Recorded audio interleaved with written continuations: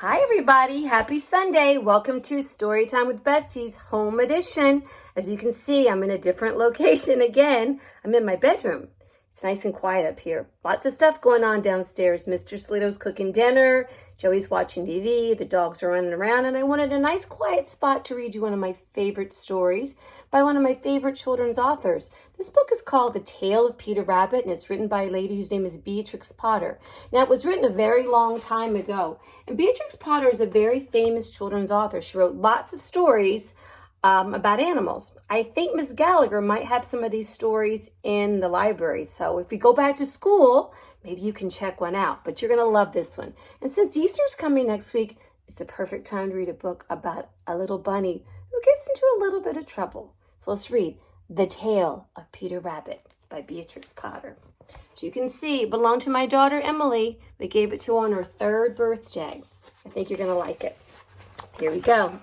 Once upon a time, there were 4 little rabbits, and their names were Flopsy, Mopsy, Cottontail, and Peter. They lived with their mother in a sandbank underneath the root of a very big fir tree. "Now, my dears," said old Mrs. Rabbit one morning, "you may go into the fields or down the lane, but don't go into Mr. McGregor's garden. Your father had an accident there. He was put into a pie by Mrs. McGregor. Now run along and don't get into mischief. I'm going out." The pictures are beautiful. They're not very big. They're actually paintings that Beatrix Potter painted. Then old Mrs. Rabbit took a basket and her umbrella, and she went through the wood to the baker's. She bought a loaf of brown bread and 5 currant buns. Flopsy, Mopsy, and Cottontail, who were good little bunnies, went down the lane to gather blackberries. But Peter, who was very naughty, ran straight away to Mr. McGregor's garden and squeezed under the gate. Did not listen to Mama Bunny, did he? First, he ate some lettuce and some French beans, and then he ate some radishes. And then, feeling a little sick, he went to look for some parsley. But round the end of the cucumber frame, whom should he meet but Mr. McGregor? Mr. McGregor was on his hands and knees planting some young cabbages, but he jumped up and ran after Peter, waving a rake and calling out, "Stop, thief!" If you have a garden in the summertime, you know bunnies like to eat all the things you plant in your garden. Peter was most dreadfully frightened. He rushed all over the garden, for he had forgotten the way back to the gate. He lost one of his shoes amongst the cabbages and one shoe amongst the potatoes. After losing them, he ran on 4 legs and went faster, so I think he might have gotten away if he had fortunately not gotten caught in a gooseberry net. He was caught by the net and by the large buttons on his jacket. It was a blue jacket with brass buttons, quite new. He's caught. Look, he's trapped. He gave himself up for lost. He started to shed big tears, but his sobs were overheard by some friendly little sparrows who flew down to him in great excitement and implored him to exert himself. They don't want him to give up. They want him to persevere. You know we love that word. Mr. McGregor came up with a sieve, which is kind of basket. See? Like a basket that has some like little netting. It's going to catch Peter. He intended to pop it on top of Peter, but Peter wiggled out just in time, but he had to leave his jacket behind. He rushed into the tool shed and jumped into a can. It would have been a perfect place to hide if the can had not had water in it. Mr. McGregor was quite sure that Peter was somewhere in the tool shed, perhaps hidden underneath the flower pot. So he began to turn them over carefully, looking under each pot. He's not in a pot. He's in a watering can. Presently, Peter sneezed, "Ka-chow!" and Mr. McGregor was after him in no time. He tried to put his foot upon Peter, but Peter jumped out of a window, upsetting 3 plants. The window was too small for Mr. McGregor, and he was very tired of chasing after Peter, so he went back to his work.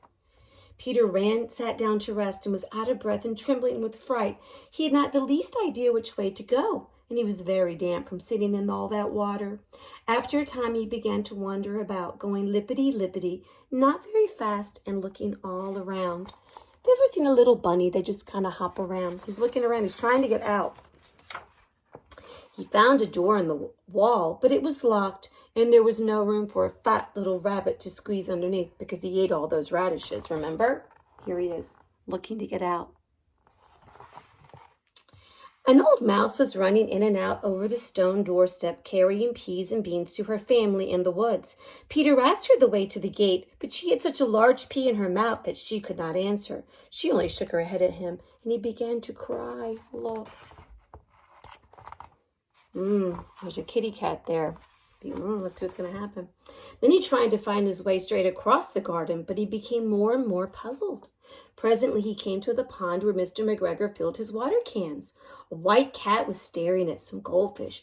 She sat very, very still, but now and then the tip of her tail twitched as if it were alive. Peter thought it was best to walk away without speaking to her because he had heard all about cats from his cousin, little Benjamin Bunny. What do you think that kitty cat would have done to Peter? Kitty cats might eat baby bunnies. I'm not really sure. Oh, look, there's Mr. McGregor. See him in the garden? But if you can see very closely, right there is the gate. Oh, let's see what's going to happen. He went towards the tool shed, but suddenly, quite close to him, he heard the sound of a hoe. Scritch, scratch, scratch, scritch.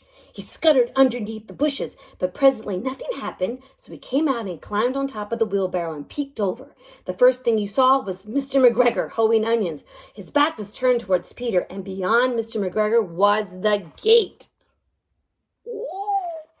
Peter got down very quietly off the wheelbarrow and started running as fast as he could along the straight walk towards some black currant bushes. Mr. McGregor saw him at the corner, but Peter did not even care. He slipped underneath the gate and was safe at last in the woods outside the garden. I bet his little rabbit heart was just beating so hard.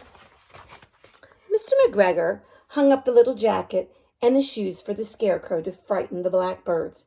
Peter never stopped running or looked behind him till he got home to the big fir tree. Look what Mr. McGregor did to his jacket and shoes. Do you think those birds are frightened? I don't. He was so tired that he flopped down upon the nice soft floor of the rabbit hole and he shut his eyes. His mother was busy cooking and she wondered what in the world he had done with his clothes. It was the second little jacket and shoes that he had lost in 2 weeks. Peter. I'm sorry to say that Peter was not very well during the evening. Look at him flopped on the ground back there. He had quite an adventure and his little belly hurt him. His mother put him to bed and she made him some chamomile tea. And she gave him a dose. 1 tablespoon to be taken at bedtime. But Flopsy, Mopsy, and Cottontail had bread and milk and blackberries for supper. The end. Because remember, they did the right thing.